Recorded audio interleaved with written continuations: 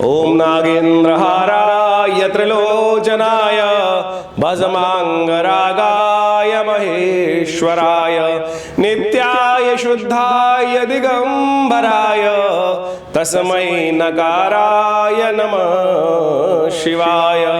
ओम त्र्यंबकं यजामहे सुगंधिं पुष्टिवर्धनम् उर्वारुकमिव बंधनान् मृत्योर्मुक्षीयमामृतात्। नमस्कार, मैं हूं आचार्य डॉक्टर विक्रमादित्य आचार्यवाणी में आपका स्वागत है। और आज का विषय हमारा है कि मीन राशि वालों के लिए ग्रह नक्षत्रों के योग 6 अगस्त का दिन यदि हम बात करें तो मंगलवार का अवसर, द्वितीया तिथि, संधारा दोष का योग है और साथ साथ अश्लेषा और मघा नक्षत्र 5 और 6 तारीख को बना रहे हैं योग। तो ऐसे में 5 और 6 तारीख में जो जातक जन्म लें उनके घर वालों को विशेष तौर पर ध्यान रखना चाहिए, उनकी मूल शांति अवश्य कराने का प्रयास करना चाहिए। ग्रह नक्षत्रों के दृष्टिकोण से आपके लिए थोड़ा खर्चों का योग बनता दिखाई दे रहा है। अननेसेसरी के खर्चों से बचते हुए कार्य करना चाहिए आपको। और ऐसे में यदि देवस्थल पर जाकर तांबे के बर्तनों का दान करेंगे तो वो बहुत अच्छा रहेगा आपके लिए। संधारा दोष है तो भगवती का पूजन करते हुए उनको समस्त श्रृंगार की वस्तुएं उपस्थित करने का प्रयास कीजिए। मंगलवार सावन पर पड़ रहा है तो ऐसे शुभ लाभ को देखते हुए हमने सुंदर विवेकानंद योगाश्रम में सुंदर कार्यक्रम रखा है। भगवान का शिव का रुद्राभिषेक कार्यक्रम रहेगा, आप उसमें सम्मिलित हों। देखिए, मनोकामना सिद्धि के योग बनेंगे और आप रुद्राभिषेक में भाग ले सकते हैं जो संधारा दोष के दिन रहेगा, द्वितीया के दिन रहेगा। और साथ साथ उसके बाद सुंदर कांड का पाठ भी रहेगा। तो भगवान समस्त आपके मनोरथ सिद्ध करें, सुंदर लाभ रहेगा। 7 अगस्त का दिन बुधवार का अवसर, तृतीया तिथि, मधुश्रवा तीज का योग है। और ग्रह नक्षत्रों के दृष्टिकोण से आपकी राशि के अनुसार से इस वक्त चंद्रमा और बुध की युति वक्र स्थिति में जो चल रही है वो कहीं ना कहीं आपके मनोमस्तिष्क को अननेसेसरी के क्लैशेस में उत्पन्न कर रही है और ये आपका हिस्सा आपसे दूर होता दिखाई दे रहा है। ऐसे ग्रह योग बनते दिखाई दे रहे हैं। ऐसे में आपको सही रास्ता प्राप्त हो, इसके लिए क्या करें, भगवान शंकर का मधु के द्वारा अभिषेक करने का प्रयास करें। मधु के अभिषेक से करने से क्या होगा, एक तो मनोरथ सिद्ध होने के योग बनेंगे और प्लस जो मनोमस्तिष्क में जिस प्रकार का नेगेटिव भाव उत्पन्न हो रहा है, थोड़ा उदासीनता का उदय होने के योग बन रहे हैं, उसमें भी परिवर्तन का योग बन सकता है। ये बहुत क्षणिक है, बहुत देर तक नहीं चलने वाला, लेकिन यदि ये उपाय करके पॉजिटिव रास्ता प्राप्त करने का प्रयास किया जाए तो बहुत जल्दी से रास्ता प्राप्त हो सकता है। 8 अगस्त की दिन बात करें तो बृहस्पतिवार का अवसर, चतुर्थी तिथि और गृह नक्षत्रों का परिवर्तन का योग, केतु और चंद्रमा आपके सप्तम भाव में उपस्थित होकर एक नई दिशा दिखाने के लिए रास्ता बनाते दिखाई दे रहे हैं। इसको शांति से समझना होगा। विघ्नों को दूर करने के लिए भगवान विघ्नहर्ता गणेश जी का स्तवन करना आपके लिए अच्छा रहेगा। उनके पीले पुष्प अर्पित करना, मोदक उन्हें अर्पित करना आपके मनोरथों को सिद्ध करने वाला रहेगा।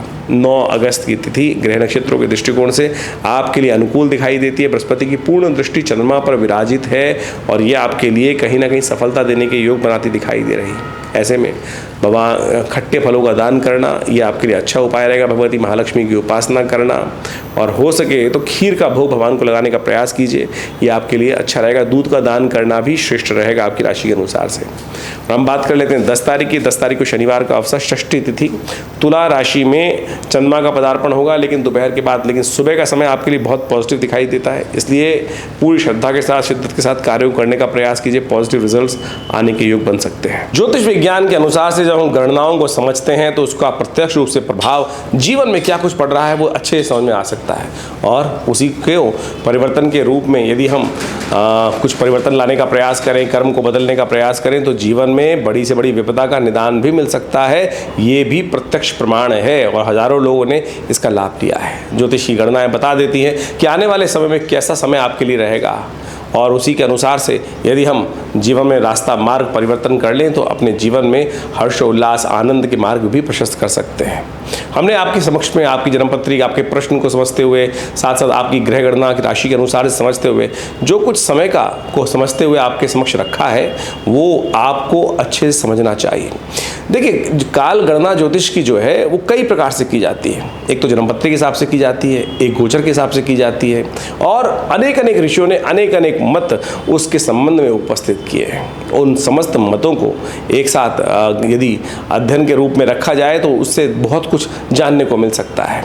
और सबसे बड़ी बात तो ये है कि केवल जानने को नहीं, बदलने का रास्ता भी प्रशस्त हो सकता है। ऐसे किसी भी विज्ञान का फायदा नहीं है जो केवल बता दे ऐसा ऐसा होने के योग है लेकिन परिवर्तन का रास्ता ना बनाए। रेमेडियल एस्पेक्ट जो है वो ज्योतिष का बिल्कुल प्रत्यक्ष है और आवश्यकता है कि हम उस पर विश्वास करें। बहुत सारे लोग केवल इसी बात को कह देते हैं कि नहीं हम नहीं परिवर्तन कर सकते। नहीं, ऐसा संसार में कोई नहीं है जो हम परिवर्तन नहीं कर सकते। हमने भाग्य जो बनाया है वो अपने कर्म से ही बनाया है, और हम भाग्य जो है, समय जो है, उसको बदलेंगे भी अपने कर्म के अनुसार से। और एक बात समझ लीजिए, हमको ये समझ लेना चाहिए कि हमारे कई बार क्या होता है कि हम अपने जीवन में हमने देखते हैं कई बार हमने बिल्कुल गलत भी किया तब भी हम बच के निकल जाते हैं।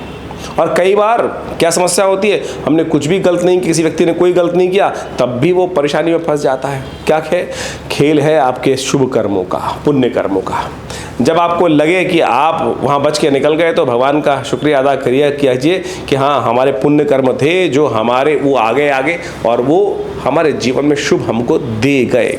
इसलिए पुण्यों का अकाउंट जो है वो हमेशा भर के रखने का प्रयास करें। और कई बार जो देखा जाता है जब जीवन में समस्या आनी शुरू हो जाती हैं अच्छे कर्म करने के बावजूद भी, तो समझ लीजिए कहीं ना कहीं पुण्यों का अकाउंट जो है बहुत जल्दी समाप्त हो रहा है और उसमें आवश्यकता है बहुत जल्दी से भरने की। इसलिए जो शुभ कर्म हमेशा कैसे भी, जब भी अवस्था मिल जाए, कैसे भी राज मिल जाए, वो करने का हमको प्रयास करना चाहिए। इसीलिए भारतीय संस्कृति में ऋषि मुनियों ने छोटे छोटे उत्सवों का निर्माण किया।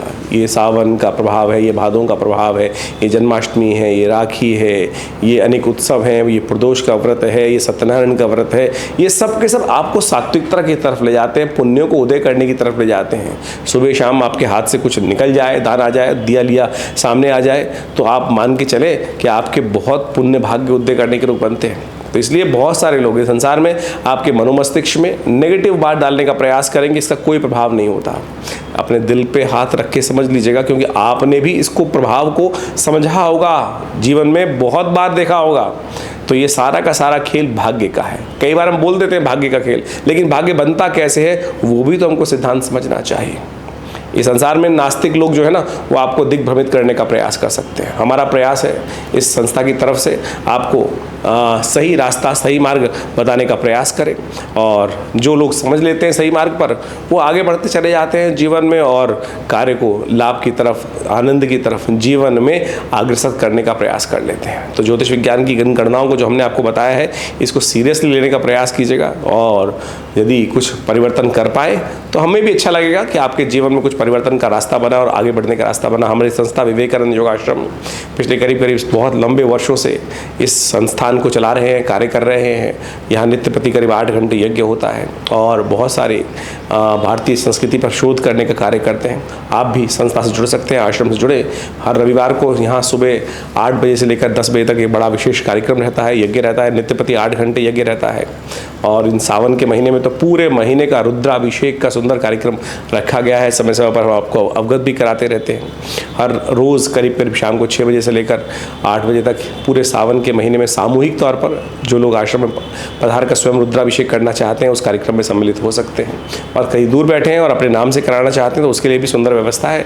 आप फ़ोन पे संपर्क कर उस कार्यक्रम में भाग ले सकते हैं। और भगवान शिव की सुंदर आराधना शास्त्रोक्त विधि के अनुसार से भगवान का स्नान कराते हुए, षोडशोपचार पूजन करते हुए, सुंदर रुद्राभिषेक का, रुद्राष्टाध्यायी का पाठ करते हुए किया जाएगा। आप उसमें सम्मिलित हों, देखिएगा प्रभु की कृपा से कष्ट दूर होने के योग बनेंगे।